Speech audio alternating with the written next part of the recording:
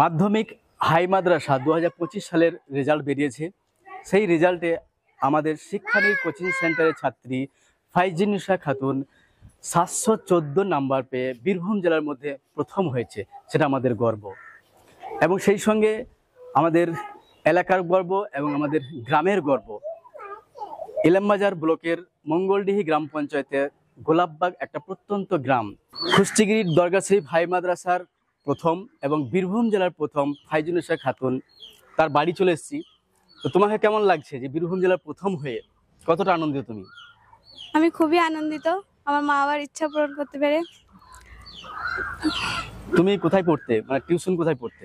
আমি আমার গ্রামে শিক্ষানীর কোচিং সেন্টারে পড়াশোনা করতাম। সেখানে ফিরোজ স্যার, মাসুদ স্যার এবং আমিনা ম্যাম আমাকে খুবই সাহায্য করেছেন, তাদেরকে অসংখ্য অসংখ্য ধন্যবাদ। তো তোমার এই ভালো রেজাল্টের পিছনে কার কার অবদান সব থেকে বেশি? আমার মা বাবা, স্কুলের শিক্ষক শিক্ষিকা এবং শিক্ষানীর কোচিং সেন্টারের শিক্ষক শিক্ষিকা সবার ভূমিকা। তুমি বড় হয়ে কি হতে চাও? আমি বড় হয়ে ডক্টর হতে চাই। বড় হয়ে ডক্টর হতে চাও। এখন মাধ্যমিক, এরপরে আছে উচ্চ মাধ্যমিক। তাহলে উচ্চ মাধ্যমিকে সায়েন্সে ভালো রেজাল্ট করবে এবং সেই সায়েন্সে ভালো রেজাল্ট করে আবার ডাক্তারি যে পরীক্ষা দিতে হয়, সেই পরীক্ষা দিয়ে তোমাকে ডাক্তারি চান্স পেতে হবে। হ্যাঁ। তো তোমার বাবা কি করেন? বাবা একজন চাষি। বাবা একজন চাষি। মা গৃহবধূ। মা গৃহবধূ। তাহলে মধ্যবিত্ত ফ্যামিলি। সেই মধ্যবিত্ত ফ্যামিলি থেকে এরকম একটা সুন্দর রেজাল্ট করেছে। তো আমি তার বাবার কাছে জেনে নেব যে আপনি কিভাবে আপনার মেয়েকে ছোট থেকে গাইড করেছিলেন এবং পরবর্তী যে ডাক্তার হওয়ার স্বপ্ন মেয়ের, সেই ডাক্তার হওয়ার স্বপ্নের জন্য আপনি কি কি করেছেন বা ভবিষ্যতে করবেন?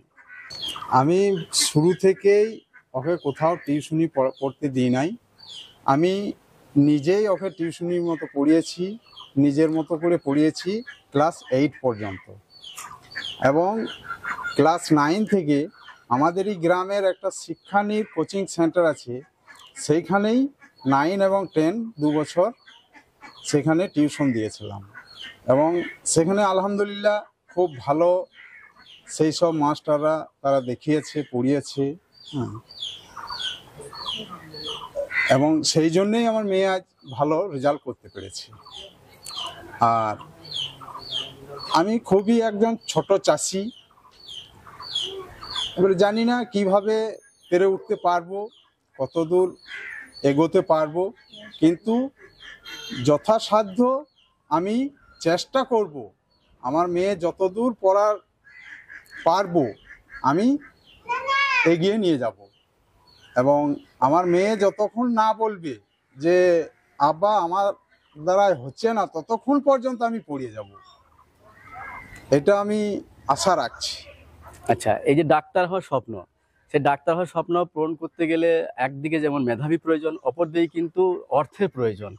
তো সেই একটা মধ্যবিত্ত ফ্যামিলি, চাষবাস করে আপনি জীবনযাপন করেন, সেক্ষেত্রে কিভাবে আপনি সেটা পারবেন বা কি আবেদন করবেন সকলের কাছে?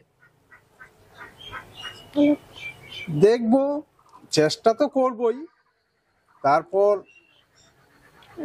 যদি ঋণ দেনা করেও আমাকে পড়াতে হবে। কেননা আমার একটা ইচ্ছা, আমার মেয়ে যা বলবে আমি তাই করতে রাজি আছি। মানে ডাক্তার স্বপ্ন পূরণ করার জন্য যেখানে যেখানে কোচিং করতে হয় বা যেখানে যা করতে হয় আমার সেরকমই করবো, সেরকমই করবে। হ্যাঁ। বেশ, আরেকটা প্রশ্ন যেটা হচ্ছে যে এখনকার যুগে, আধুনিক যুগে বেশিরভাগ মোবাইল এডিকশন হয়ে যাচ্ছে। তো সেই মোবাইলের জন্য বেশিরভাগ ছেলে মেয়ে কিন্তু পড়াশোনা থেকে অনেকটাই দূরে সরে যাচ্ছে। তো সেই জন্য আপনি কিভাবে আপনার মেয়েকে সেই মোবাইল থেকে দূরে সরিয়ে পড়ার দিকে আগ্রহী করে তুলেছিলেন? হ্যাঁ, আমার মেয়েকে আমি একটা রুটিন সিস্টেম করে দিয়েছিলাম। রুটিন বলতে পড়াশোনার রুটিনটা আমি করিনি, পড়াশোনার রুটিন ও নিজেই করেছিল, কিন্তু মোবাইল দেখার রুটিন আমি নিজেই বানিয়ে দিয়েছিলাম যে 24 ঘন্টাতে 1 ঘন্টা করে মোবাইল ওকে দিতাম আমি এবং ওর মা এবং আমি, হয় ওর মা কিংবা আমি, দুজনের মধ্যে একজনা ওর মোবাইল যখন চালাতো তখন আমাদের সঙ্গেই চালাতো। কখনো ওকে একা মোবাইল চালাইতে দিই নাই বা ও নিজেও চালায়নি, এইভাবেই ওকে গাইড করেছিলাম। একদম, মোবাইলটা অবশ্যই একটা প্রয়োজনীয় টুলস, অবশ্যই প্রয়োজন, কিন্তু সেই প্রয়োজনের বাইরে যদি ব্যবহার করা যায়, বিশেষ করে স্টুডেন্টদের, ছাত্রছাত্রীদের, তাহলে কিন্তু তাদের ভবিষ্যৎটা অন্ধকার হবে, পড়াশোনার অনেক ক্ষতি হবে। তো সেই জায়গায় ফাইজুনিশা বাবা মাকে অসংখ্য ধন্যবাদ যে আপনারা একটা সময় বেঁধে দিয়েছিলেন। এখনকার সমাজে, বিশেষ করে আমাদের মুসলিম সমাজে, প্রথমত বাড়ির কাজ করতে হয় এবং দ্বিতীয়ত হচ্ছে মাধ্যমিকের পরে পরে বাবা মারা বিয়ের ব্যবস্থা করে। তো সেই জায়গায় মা তাকে কিভাবে উৎসাহিত করেছে বাড়ির কাজ না করতে দিয়ে এবং বিয়ে না দিয়ে, সেটা তার মায়ের মুখ থেকে শুনে নেব। কাজ আমি কখনোই করতে দিই নাই, আর বিয়ের কথা আমি কখনোই ভাবি নাই। বিয়ে আমি এখন দিতে চাই না। আমার স্বামীর ইচ্ছা পূরণ করতে পারবে আমার সন্তান, এটাই আমি চাই। তোমার যে ডাক্তার হওয়ার স্বপ্ন, এটা কি তোমার প্রথম থেকে নাকি বাবা মা বেঁধে দিয়েছে? না না, এটা আমার ইচ্ছা, মা বাবারও ইচ্ছা, আমারও ইচ্ছা। হ্যাঁ, মানে তোমার ইচ্ছা, সেই তোমার ইচ্ছাটা তুমি বাবা মার কাছে প্রকাশ করেছো হ্যাঁ এবং সেই বাবা মা তোমাকে সেই তোমার ইচ্ছায় সাই দিয়ে যতদূর পড়াশোনা করবি, যতদিন ডাক্তার না হবি ততদিন আমরা তোর পাশে থাকবো। হুম। এইভাবে বাবা মা প্রত্যেকটা সময় পাশে থাকছে। তো তোমার যেটা লক্ষ্য আর কি, যে ডাক্তার হব, সেই লক্ষ্যে অবিচল থেকে মাধ্যমিক পর্যন্ত এত সুন্দর পড়াশোনা করেছো, ভালো রেজাল্ট করেছো এবং পরবর্তীতে আরো ভালো রেজাল্ট করবে। তো সেই লক্ষ্য পৌঁছাতে গেলে এতদূর পৌঁছেছো, বাকিটা আশা করি পৌঁছে যাবে।